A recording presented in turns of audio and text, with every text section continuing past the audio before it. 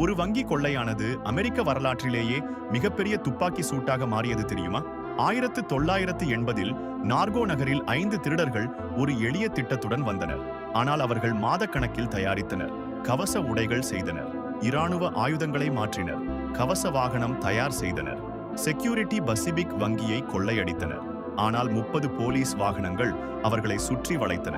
25 mile தூரம் ஓடி ஓடி சண்டை, வீட்டுப் பகுதிகளில் துப்பாக்கி சூடு, 300 போலீசார் சம்பந்தப்பட்டனர். போலீசார் கடைகளிலிருந்து பெரிய துப்பாக்கிகளை வாங்கினர். ஒரு திருடன் மலைகளில் 8 நாட்கள் ஒளிந்து கொண்டான்.